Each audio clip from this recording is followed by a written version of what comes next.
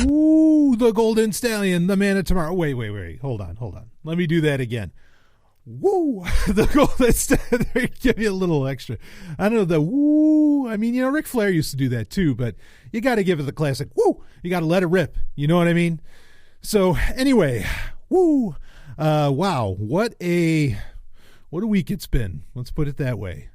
Getting really excited. Of course, not much further away. Almost exactly a week away from the start of Liberty Forum, which, of course, myself and the lovely and hyper-intelligent Dr. Stephanie Murphy will be at.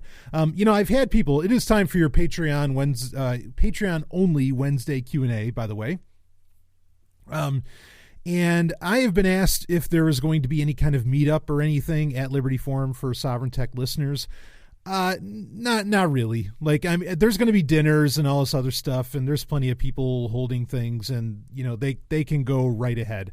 I'll admit, in the back of my mind, I'm still thinking about holding some kind of mini Sovereign Tech conference at PorcFest, which I will also be speaking at, by the way, and perhaps some other interesting stuff as well going on there. But anyway, I think it's safe for me to announce that. If anything, I only said it on Patreon, and I'm okay.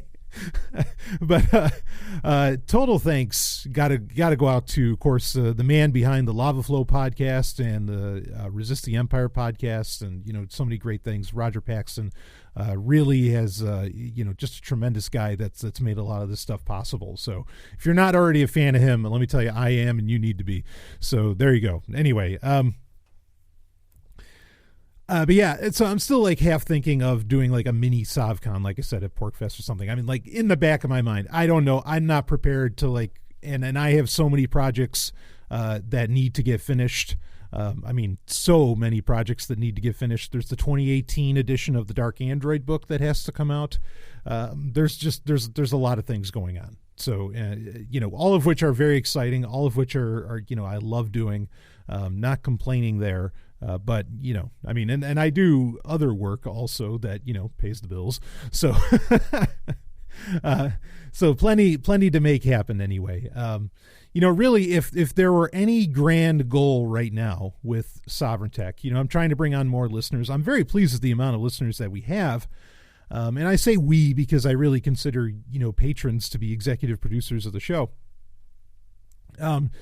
I'd really love to, the main thing that I could see going is just increasing the amount of patrons.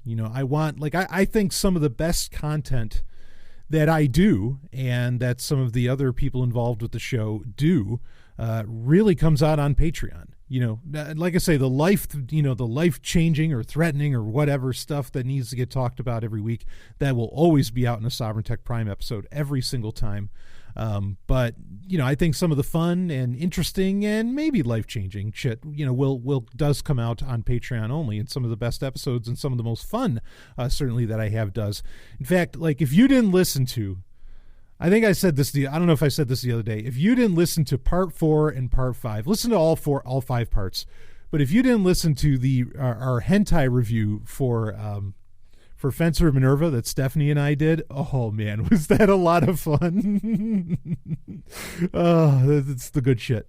But anyway, yeah, so one of the goals I'd really love for Sovereign Tech, or one of the things that I'm really pushing for, is I want to get more people on board. You're already here, so don't worry, but I want to get more people on board as patrons of the show.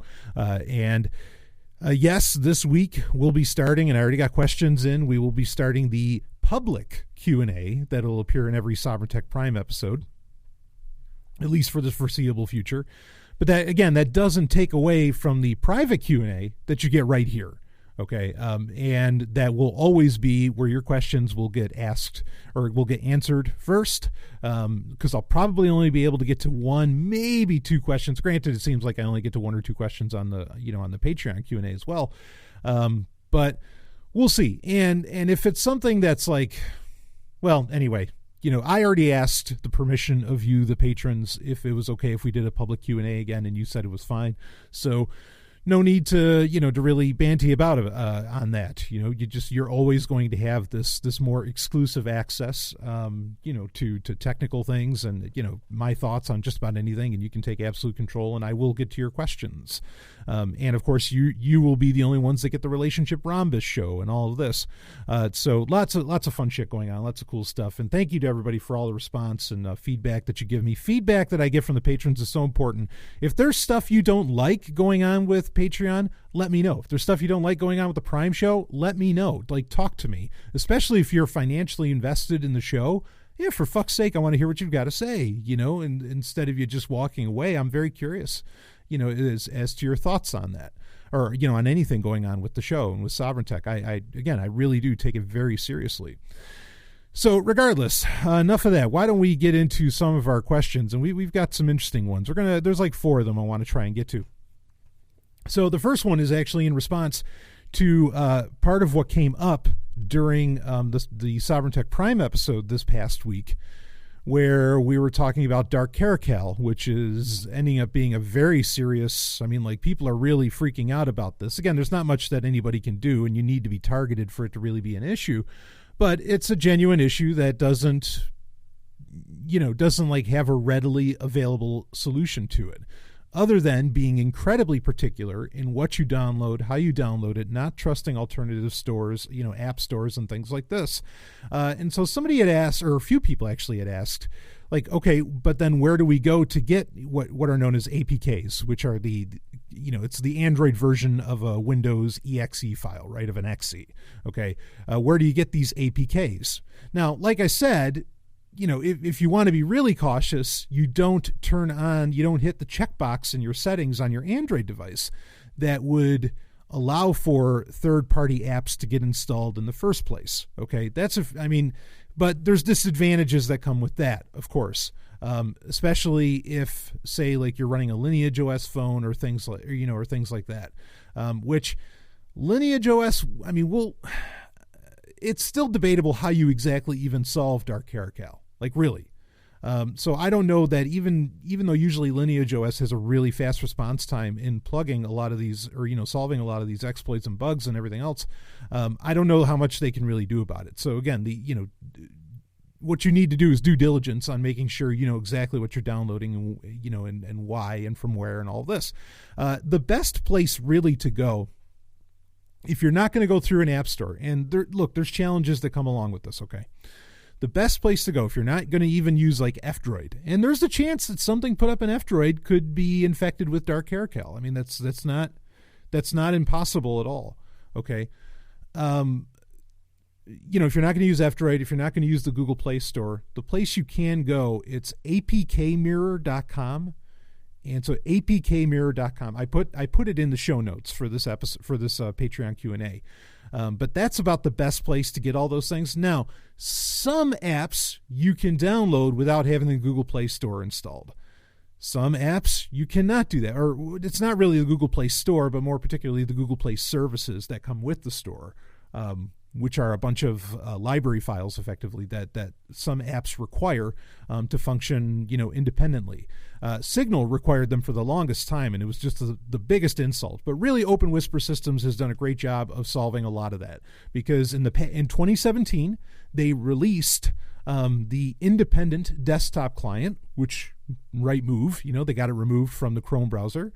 And they also released, I think this is either in 2016 or 2017, there is the website where you can directly download Signal, the Signal app, to your smart, to your Android phone from Open Whisper Systems' own servers, which is about the best way to go as far as that goes. You could also download it from APK Mirror if you need to, but I actually, maybe I need to test this, and I should have thought of this before I was saying, or before I hit the mic. I don't know if the standalone version of Signal that you download from Open Whisper Systems directly, if that APK is the same one that you would get, say, from APK Mirror, or the same one that you would get technically from the Google Play Store. I'm not sure if that's true or not. So something to keep in mind. But APK Mirror is far and away the best place, and the most reputable, I should say, the most reputable place to get independent apps for Android, and that's really for Android only. As far as we know, Dark Caracal doesn't even bother iPhones. So that's, make of that what you will. So, I mean, it's an old problem that we've talked about, is that when you are reliant upon an app store for distribution, you can lose some degree of control. Now, the Google Play Store, as far as we know, wasn't infected, or, apps in the Google Play Store were not infected by Dark Caracal. But it still kind of proves the point that if you generally rely on the App Store, all it takes is for some, alphabet soup organization, some government agency to tell Google, okay, you put our version of the app in your store and you let it ride. And when you can't independently verify, you can't do your own checksums and everything, whatever else you can if you actually can if you know what you're doing. But the fact is that most people just don't operate that way, okay, when they're messing with their mobile device. And for me, it just speaks more to, and maybe we'll actually get into this in the next question, or the next couple questions. For me, it really speaks to why I think we got to stop relying on our mobile phones so much. There were a million stories that came out this week. I mean, and it seems like there's a million stories like this that come out every week, where Google's tracking everything you do. Your mobile phone is tracking everything you do, blah, blah, blah. And everybody knows, talk about these exploits like Dark Caracal and everything else all you want, but the amount of data that Google's collecting on you outright and without any kind of actual, security exploit or something like that, doesn't seem to bother anybody. It's like, well, the concern is with Dark Caracal or something, somebody could steal your data and all that stuff. Google's stealing your data all day long. Nobody thinks about it. Apple's doing it too. Yes, they are. Yes, they are. So is Microsoft. So it's one of those things where really, I can't stress this enough. I really think not just for your privacy, not just for your security, not just to give a fuck you to the social engineers in Silicon Valley, okay? But even for your own sanity, for your own genuine mental health, getting away from, putting smartphones in their place, not letting them dominate your lives and everything, I think is a great idea. And relying more upon your desktop, and hell, maybe rock with Linux or something. Look, if you use Windows, use Windows. I use Windows often enough. I know the deal, okay? Apparently I don't know, in fact, the fact that I use Windows even a little bit, I don't know if that's what caused me to lose patrons recently, because I did that one episode about all the Windows software that I use, and then suddenly I lost 3 or 4 patrons. I'm like, okay. I'm telling you software you can use in a Windows machine, something that I got asked about by patrons, and people leave. Again, a Windows machine is not my only machine. I'm as open source and, purebred in that world as you can imagine. Whatever. Anyway, so where was I with that? Yes. Okay. So there you go. That's what you want to use, as APK Mirror. I'd love if we lived in a world where we were independently downloading apps and maybe not even using the hundreds and thousands of apps available out there, and just using what we really needed, but whatever. That's not going to be for everybody, and that's fine. Whatever. Do your thing, okay? I'm just putting out recommendations there based upon the stories that we hear. I thought was really interesting. A couple weeks ago, on the Security Now podcast, which is my favorite podcast, by the way, Steve Gibson was talking about, he says his phone is off of the charger maybe an hour or two a day, and that's it. He says otherwise it just sits on the charger. I think he was implying that he has the mindset that I've been talking about for some time, where if his smartphone just sits on a charger somewhere, he's barely using it. He's barely touching it. Now, granted, he's an older guy, but I think he's got it on, I mean, and I know he has an iPad and other things. He talks about that. But I think he was sort of hinting at the fact that the phone stays in its place, literally stays in its place. It doesn't leave a wall charger except for maybe in the morning when he goes out to Starbucks. And that's very interesting to me. And it's just something to think about. It's something I'm putting out there as a recommendation. I am in a very real sense scared to death. I mean, well, not scared to death, but you get my point, that, this distraction technology is, I mean, wow, it's just melting our abilities in our brains, not like physically exactly, but yeah. So, all right, let's get on to another question here. I think I'm going to skip around on these. Next one, another tech question. Got a couple here. You mentioned maybe a year back that Chrome scanned for viruses when opening PDF files. Do you know if Firefox provides the same protection? I try not opening PDFs on my Windows machine, but sometimes no way around it. Thanks. Okay, so yeah, so Chrome does scan for viruses and just about anything that it downloads or that it caches, including PDFs. Firefox, as far as I know, and I did look into this before recording a little bit more, as far as I know, does not scan PDFs for viruses. However, Firefox now, newer versions of Firefox actually they partially sandbox off tabs and the browser itself from the rest of the operating system. Okay, so like the tabs are kind of sandboxed from each other. I mean, it's almost to the point that this is part of the reason that Chrome uses so much or part of the reason why they use so much system resources is because each tab is its own process, and each tab and Chrome itself is largely sandboxing everything. Firefox is starting to do the same thing, and it's something they'll probably be continually developing. I don't know for how long and what eventually it'll all look like. Microsoft Edge is actually doing the same thing too, where Microsoft Edge is sandboxed. In fact, it's not just sandboxed; like it's getting enterprise versions of Edge. I don't know if they're putting this into I haven't heard if they have put this into more consumer versions of Windows 10. But Edge is actually getting run in like a VM, like in a light VM. And that's as secure, almost as secure as you can get outside of the fact that it's Windows, but that's the right move. So Firefox, I think you can feel a little more secure with the PDFs just because the tabs are being sandboxed off from everything else, or like half hybrid sandboxed off. It's kind of hard. It's a little tough to explain how exactly that works, but that's a new feature. That's like new as of maybe like the one version before. It was like version 56 of Firefox before Firefox Quantum. And so, yeah, I think you can open PDFs, in that if you really want to. But I totally understand. You want to be very cautious with PDF files. I mean, I think it's been a while since anybody tried any kind of any kind of injection attacks or any kind of exploits through PDFs. There was a while where it was very commonplace. It was an ugly situation.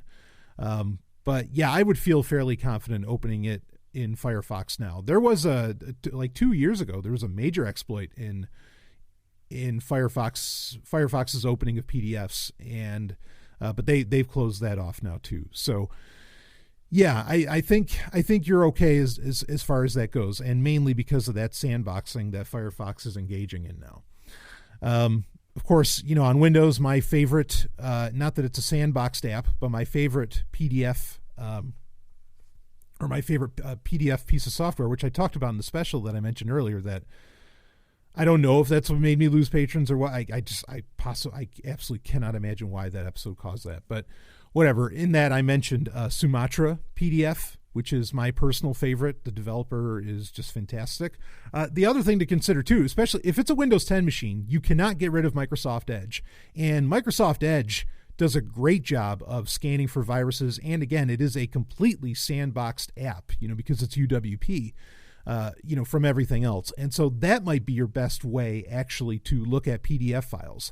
I also think it's a great way, security-wise, to look at EPUBs, which EPUB, book files are effectively zip files. I haven't heard of anybody like pulling any stunts with EPUB files, but I don't exactly see why you couldn't. So you'd want to open that in a secure environment as well. And Edge is, for all intents and purposes on a Windows computer, is a very secure environment, for a Windows computer, of course.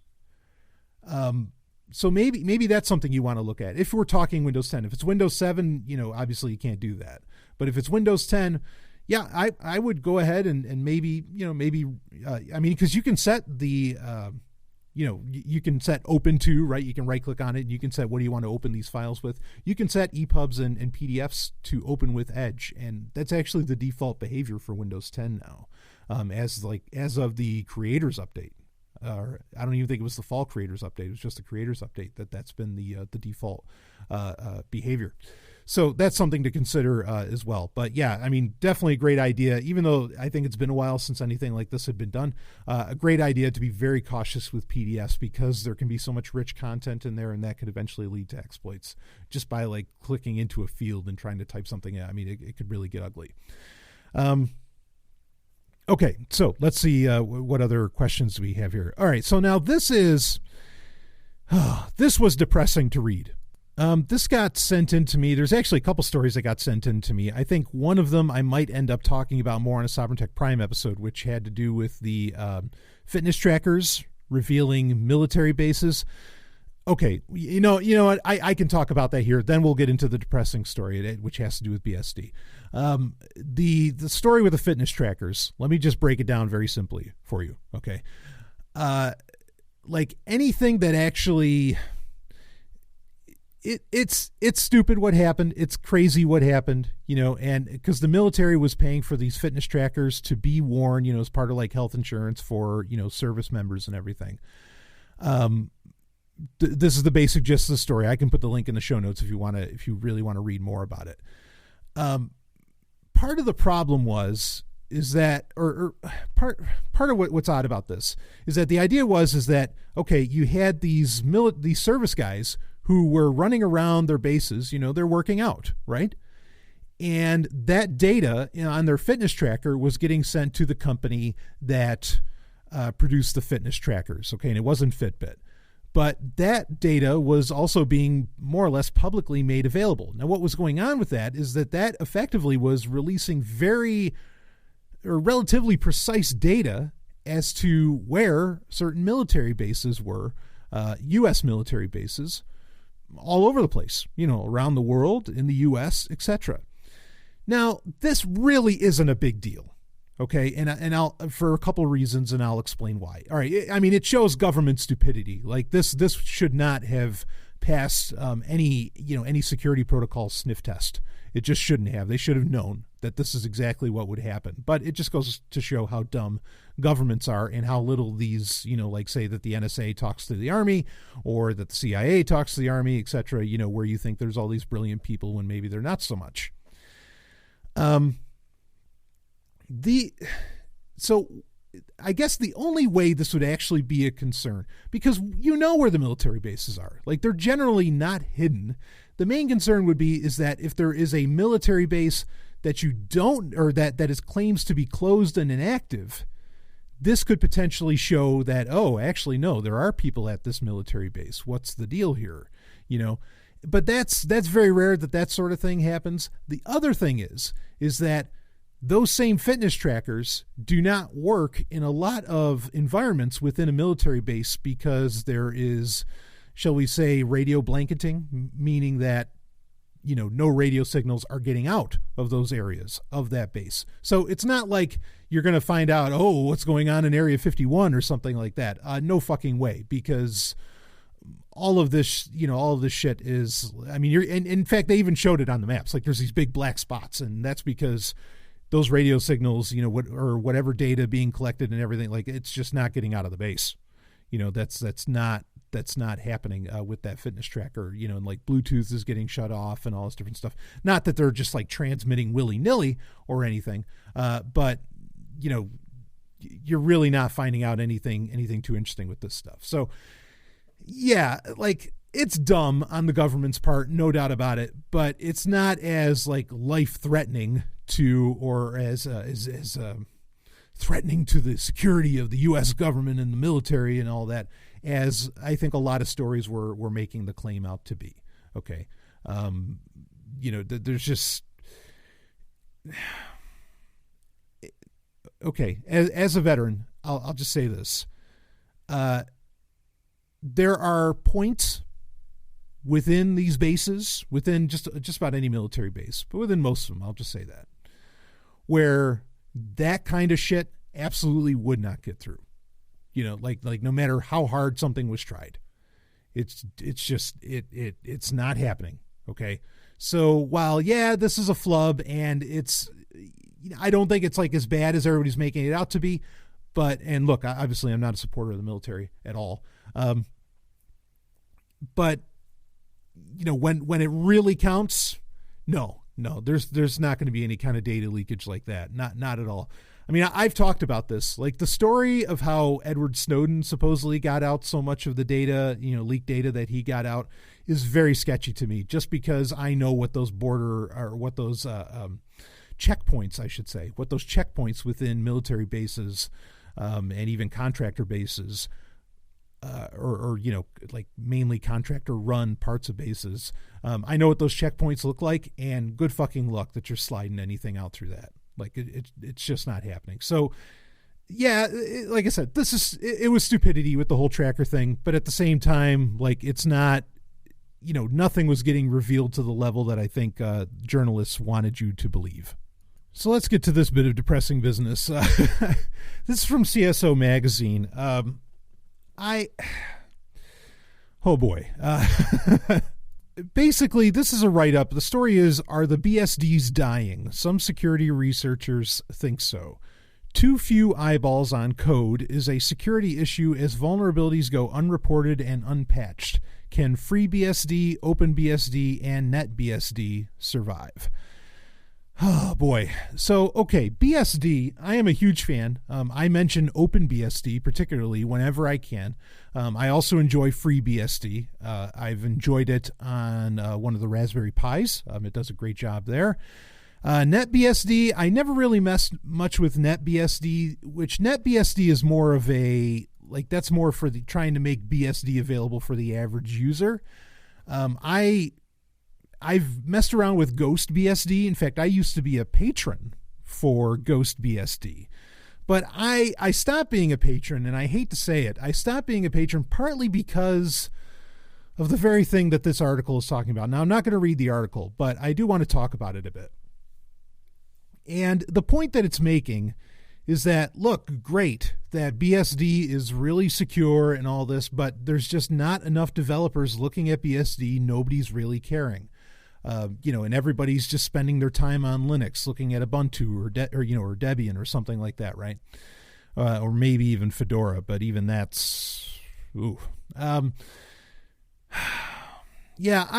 a little annoyed at this. So BSD and Linux, I mean, they're both Unix-based operating systems. Unix is kind of the OG operating system. It's not the only one, but it's what everybody got excited about, especially when it opened up. And I've been using OpenBSD for a long, long, long time. It's still one of it's still my favorite OS overall. No, I can't do everything on it that I do, say, on a Windows computer. It's not a great gaming machine by any means. There's all those little issues, and I get it. I understand why the average person isn't going to end up using it.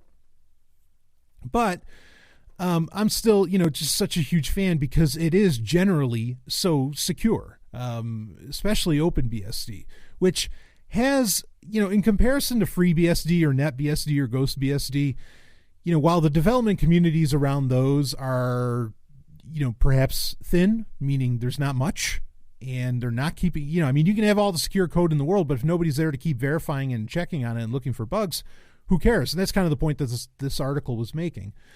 OpenBSD has really hardcore, like myself, has very hardcore enthusiasts, that are like, no, everything runs off of OpenBSD. This is what I want, and these guys who've been around for a long time are constantly checking that code. Debian has a similar degree of very hardcore, very serious enthusiasts, which is why I think a lot of other Linux distributions don't mind basing off of Debian because they feel so confident in the eyeballs that are on Debian's code, on the code base.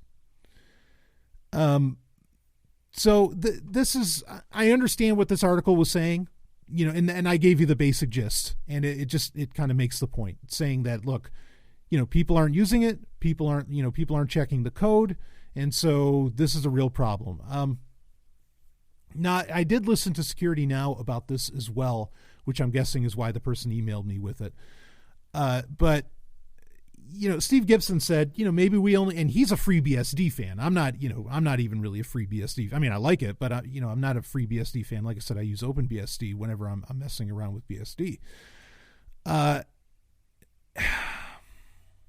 He was saying that he felt, maybe there's just not, maybe in the open source movement, there's not enough developers, there's not enough coders, there's not enough eyeballs to allow for two different major operating system structures, to allow for BSD and Linux. Maybe there can only be one. Maybe there's only enough people to concentrate on one, that being Linux. And that could be true, but boy, that's really, and I would not begin to debate, Steve Gibson on that matter. I mean, I would debate him on philosophy sometimes, but, as far as like the technicals go, I mean, the guy, he's a personal hero. I get his point. I really hope that doesn't end up being true, but I get the sense that it's going to be. Like, I can even think, because understand, I've been messing around with these operating systems, Linux and BSD based ones, for most of my life. I remember the first time, it wasn't even PC Gamer. I think it was PC World, when in the 90s, this would have been like the early 90s, back with my 486 machine. It came with a, this is back when those things, when those magazines would come with like CD-ROMs and everything in them. And I remember when it came with, when it came with like this one disc, that there's this one CD-ROM that just had a ton of demos, effectively, of distributions of like Linux. It's like, oh, this is the operating system you didn't know was coming. And I mean, Linux had been around before then, but this was a degree of it trying to hit mainstream. It also came with BOS, which is BEOS. That was going to be like another operating system that didn't end up exactly taking off, unfortunately, because I installed that too, and holy shit, that was nuts at the time. The way it's kind of a multi-process structure that it had was just whoa, and then there's the people that still love OS2 Warp. But anyway, so it's the amount of operating systems out there, honestly, have been slowly degrading. The forums, the avenues with the IRC channels, the avenues within which that developers and enthusiasts for these other operating systems, like say FreeBSD, OpenBSD, and others, it's not like everybody's going to Facebook. That's really not what's going on. Okay, it's that people really are falling away, and they're either just going to Linux, and maybe they're running Ubuntu. Or hell, they might even be running Slackware, though I've seen that community drop significantly. This does appear to be like this article is, bringing up the writing on the wall. Like it's pointing at it, saying, hey, take a look. This is what's going on. And I hate to admit it, and it wasn't until like somebody really wrote it down, like in this article, that I realized, shit, yeah, you're probably right. And the article does say that if any of them is going to survive, it'll actually, and this article is from like January 25th of this year of 2018. It does admit that if any of them is going to survive, it'll probably be OpenBSD, because it does have such a, like hardcore fan base and enthusiast community around it. Like I said, I'm a part of it, and have been forever. But yeah, I don't know. I'm annoyed. I want there should be so many operating system options. It really should not just be three. It should not be Linux, Windows, or Mac OS, which Mac OS itself is based off of BSD, or at least it used to have a lot more options as far as, BSD goes. So yeah, but I mean, let's be honest on that, right? Like, Mac OS isn't what Apple really gives a shit about anymore. They're all about iOS, and I'm sure that day is coming where iOS is going to be the thing. We talked about even with Microsoft, or I think we talked about this last week on the Sovereign Tech Prime episode, where, they're switching over to Windows Core, right? Which is a very different code base than the Windows 10 that you're using right now. It's a more adaptable one, but in some ways it's very limited, and it's not really backwards compatible, which, again, I think I said in the episode, Windows, the real appeal, in my opinion, to Windows, and why so many people that or so many really brilliant people still use it is because it is just that fucking Swiss Army knife. You know, it is that Swiss Army knife of operating systems that just fucking runs anything. It's really impressive. You know, you got to give credit where credit's due. But, you know, even that's going away, right? They're taking away that ability, its ability to run on just about anything, you know. So, yeah, I mean, maybe this would end up good because, you know, is everybody just like switching over to Linux, people even leaving Windows, maybe even leaving Mac OS, and so many people going to Linux? Is that a good end result of losing BSD, of losing, you know, a lot of the more interesting aspects of Windows and things like this? I mean, I guess that argument could be made, but I don't know. That's really sad because, you know, like I remember especially back in the 90s, like, in fact, I think I was installing Slackware and all that. And when you start messing around with it and like even the commands, you know, you're coming up with a command line and the commands are different from even DOS because DOS was still, you know, kind of a major deal at the time. And it was so exciting, you know, like you had to completely relearn how you interact with a computer in a very real way. And it made computing alone. Fuck playing games. I mean, playing games is great, obviously. You know, I love being a gamer.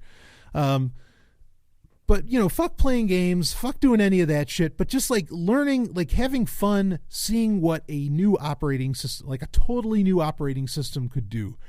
That, you know, that was exciting. That made computing alone really exciting. And I feel bad that's kind of going away, right? And I don't even think like all these, you know, remixes and different Linux distros and everything, it doesn't really give you the same feeling.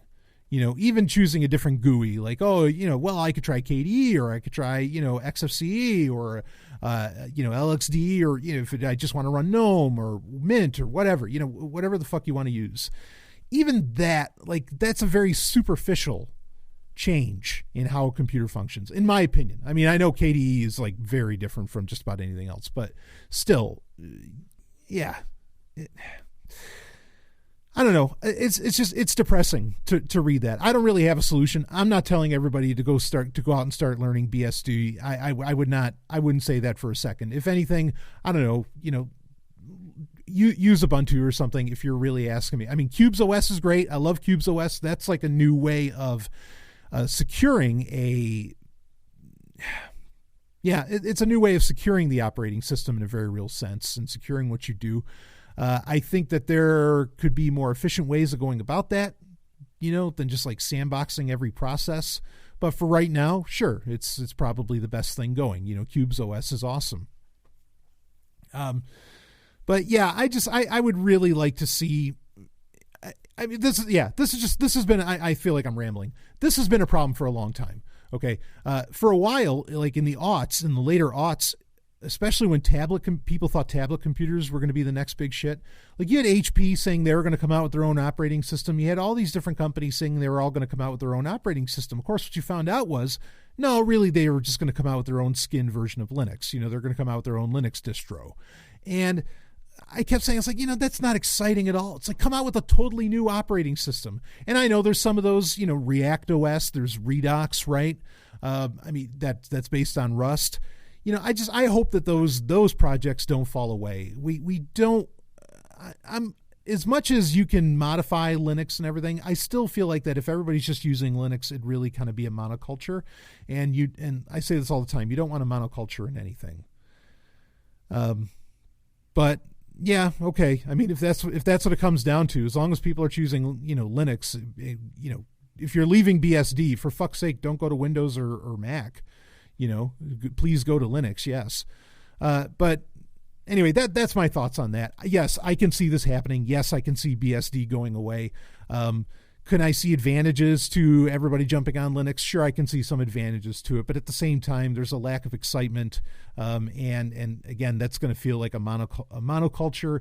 And then there's really, you know, the Linux kernel can very much become a single point of failure. Sure, it's open source to help prevent from a lot of that happening, and you have, you know, great developers working on that all the time, but yeah, still very concerned when you know everybody's kind of riding off the same kernel. I like a lot of diversity. I like it. I like biodiversity. I like tech diversity, operating system diversity. I like diversity all over the place. So there you go. That's my thoughts on that. I'll put a link in the show notes, or the link for that story, and you can read it there. Yeah.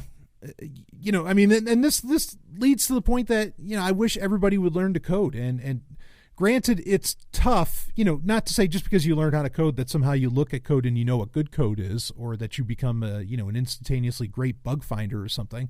I'm not claiming that at all, but I'd really hate for these things to go.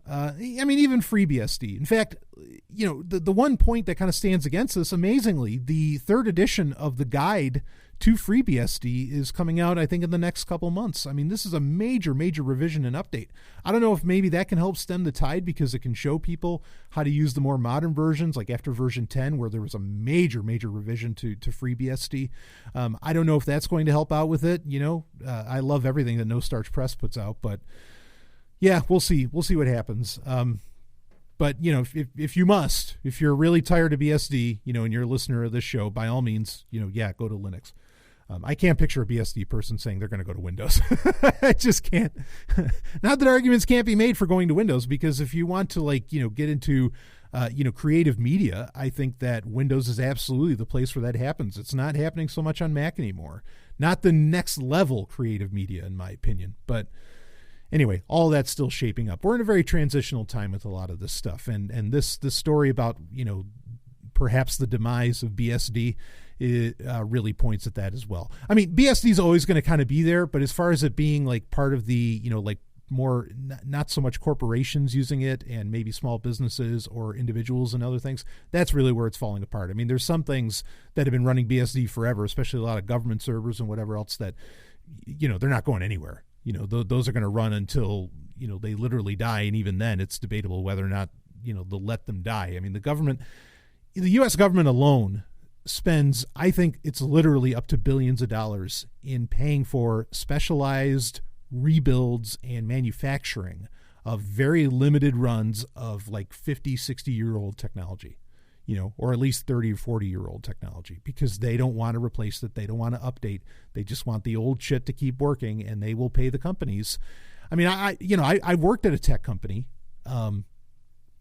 PAR, that had government contracts, and not just even for government, but there were whole companies, whole corporations that would pay out of their nose just to have like older model systems, to buy the parts parts that have long been out of stock, long been out of production, but they would pay the premium to get them back into manufacturing. I'd see it happen on a daily basis, nearly. It was crazy. So, it's so wasteful. There's an argument to be made for using old hardware, but not like this. There gets to a point where it's like, okay, no, the infrastructure needs to be thrown out, but anyway, I'm getting off track. So let's get on to another question here. Now, funny thing, this question also, so this question's about Blu-ray players. I got asked also on Twitter about what Blu-ray player I was talking about, or Blu-ray burner that could burn M-discs that I was talking about a few episodes ago on Sovereign Tech Prime. So it was just kind of funny that both of these two questions came out kind of about the same thing. But I guess it points at what this person's asking, because they're saying, Stallion, you've been talking a lot about Blu-rays lately. Do you have a particular player that you appreciate? And it kind of goes on from there, asking about some of that stuff. So yeah, there is. So the M-disc drive that I mentioned. Okay, if I think of it, I can put the link in the show notes for that, which I already gave out on Twitter. And of course, anytime I give out like a product or something for Amazon, or that's available, I put it through an affiliate link if I can. So just be aware of that. And it's the Sex and Science Hour affiliate link. The best Blu-ray player that I could find, and I kind of have gotten back into Blu-rayers. I have gotten back into Blu-rays, Blu-rayers. Boy, that's going to be like a baseball team or something, lately. And there's a few different reasons for this. One of the reasons in particular that I've gotten back into Blu-rays, it's not because of like the 4K thing. I don't give a shit about 4K. And that's not a new statement for me. I've been saying that for years on this show. One of the things is that really I think I said this when I was talking about Blu-rays recently as well, or when I was talking about the Blu-ray players, maybe I was talking about it. At some point, I know recently I was talking about this. The pirate community has severely tapered off. Okay. There's still plenty of people doing it, but the amount of people that are uploading, say, copies of the latest movie release or something, I mean, it really has tapered off. And a lot of the ones out there are just copycats. There's not a lot of independent parties, engaging in this, in ripping movies and uploading them to the Pirate Bay or something, or whatever your favorite torrent site is. And there seems to be an overall lack of quality control, in my opinion.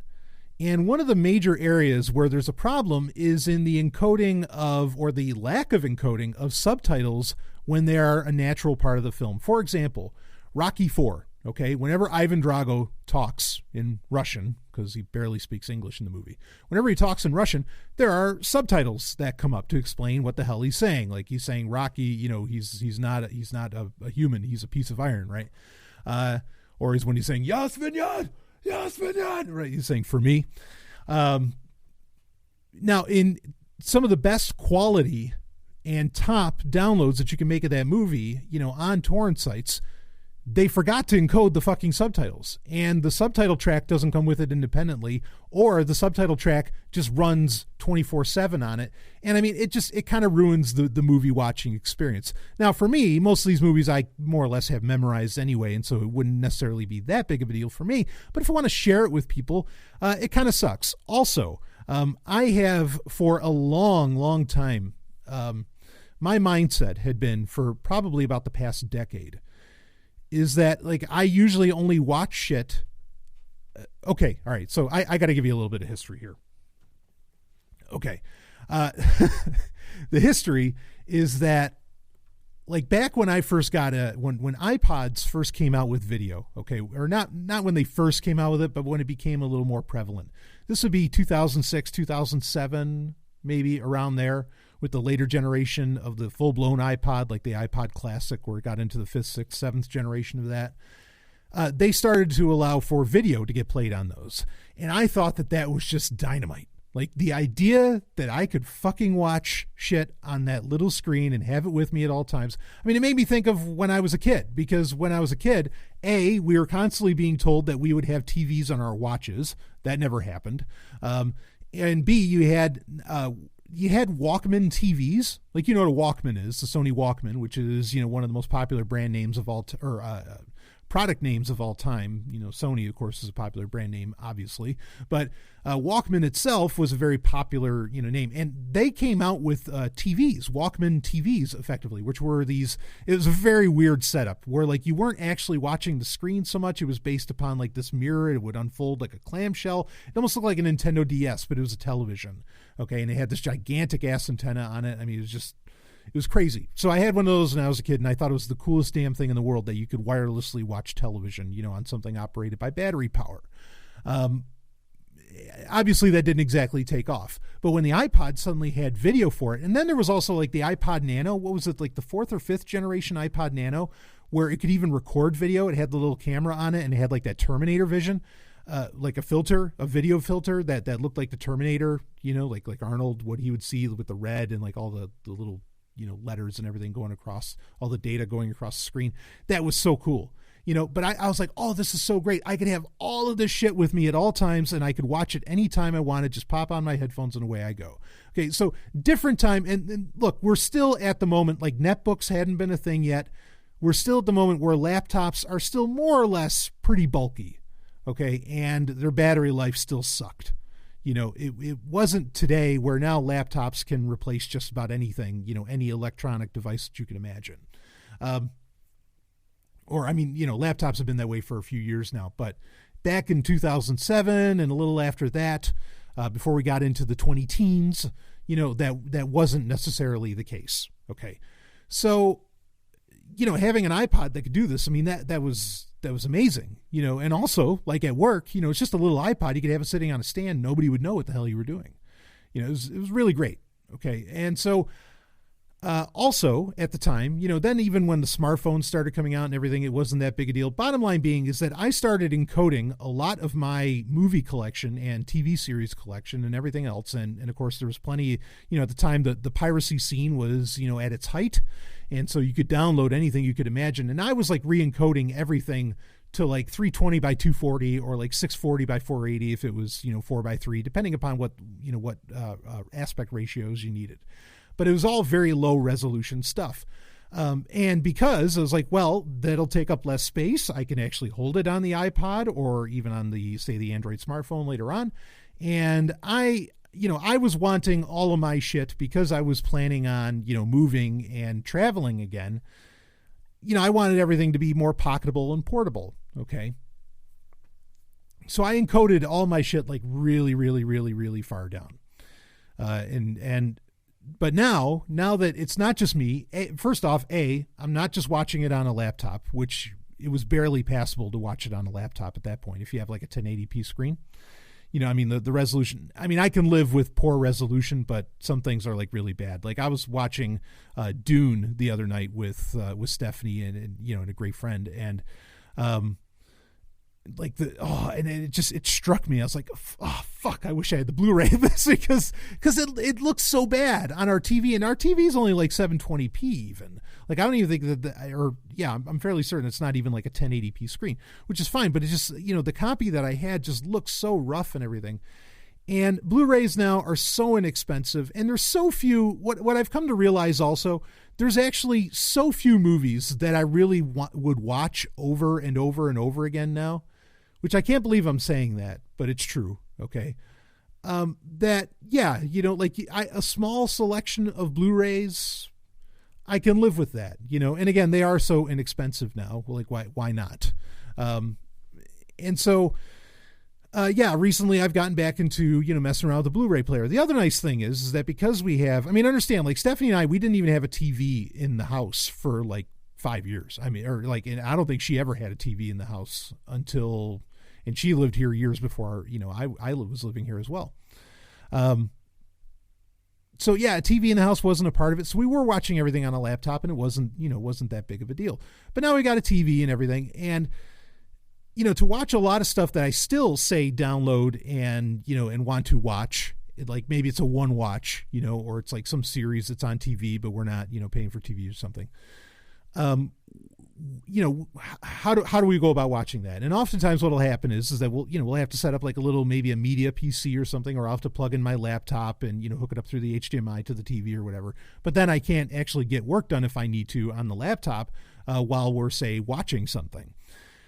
So I got to the point where I was like, you know what, let's get like a Blu-ray player that also happens to have like a USB port, and that can, where you can watch, you can read like MKV files and all this different stuff and everything. So it's not just about Blu-rays. It's also about being able to view any other content that I really want to throw at the television.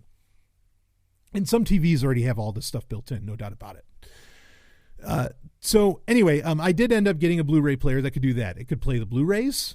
The other thing about Blu-rays is like a lot of these the other thing that got me excited about Blu-rays was a lot of these independent productions that are being done, like Star Trek Continues and others.